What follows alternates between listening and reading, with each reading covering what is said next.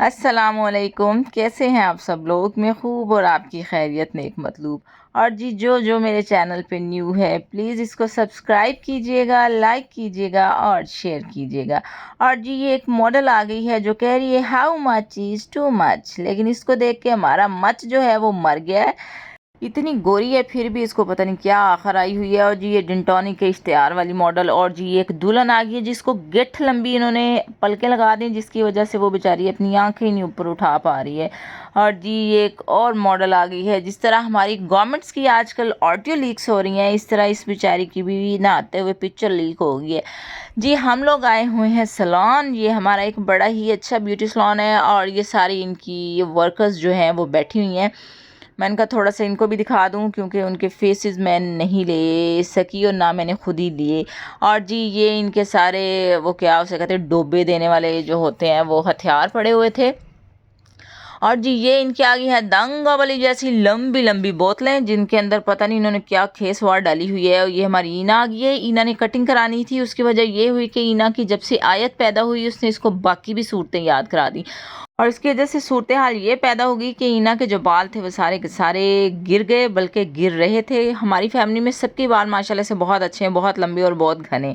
लेकिन ईना चाह रही थी कि मैं कटिंग करा लूँ, उसकी वजह से हम लोग आए सैलून। और मैं सैलून बिल्कुल नहीं जाती हूँ।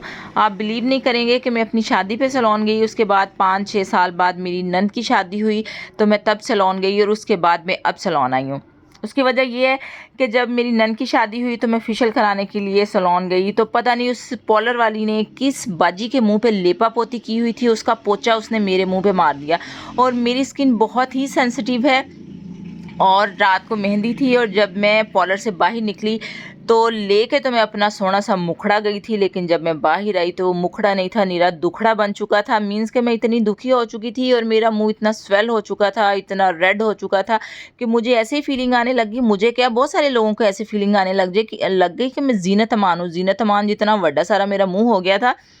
फिर उसी सूजे फूले मुंह के साथ मैंने शादी अटेंड की, लेकिन उसका ये फ़ायदा हुआ कि अगर किसी मेरे ससुराल वालों की किसी बात की वजह से मेरा मूड ख़राब भी हुआ होगा ना तो उनको पता नहीं लगा होगा मेरे चेहरे के एक्सप्रेशन से कि मेरा मूड ख़राब है, क्योंकि मेरा मूड सारे ख़राब था। और जी ये ईना की कटिंग हो चुकी है और बड़ी प्यारी इसकी कटिंग हो गई थी, तो मैं फिर ज़रा इसको खलार खलार के आपको दिखा रही थी कि किस तरह की इसकी कटिंग हुई है। माशाल्लाह से ईना के बाल बहुत अच्छे हैं और इसने बहुत ही शॉर्ट करा लिए थे। और उसकी वजह ये थी उसके बाद अली की शादी आ रही थी तो फिर मैंने भी सोचा कि मैं भी कटिंग करवा लेती हूँ। मेरे भी काफ़ी लंबे बाल थे लेकिन मैंने भी उनकी कटिंग करा ली। और रीना के तो खैर थोड़े से बड़े हैं, मैंने तो खैर बहुत ही शॉर्ट करा लिए थे।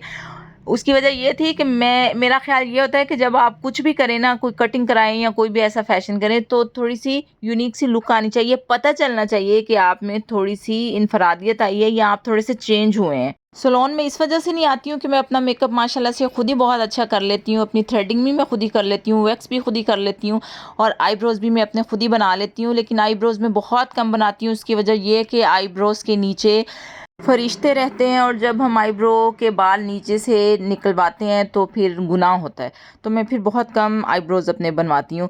और जी ईना की हो गई थी कटिंग तो मैंने सोचा कि आपको थोड़ी सी उसकी कटिंग दिखा दूँ।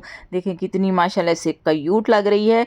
और जी इसी चीज़ के साथ मैं आप लोगों से चाहूँगी इजाज़त, मिलते हैं फिर किसी और वीडियो में बशर्ते ज़िंदगी, तब तक के लिए अल्लाह हाफिज़।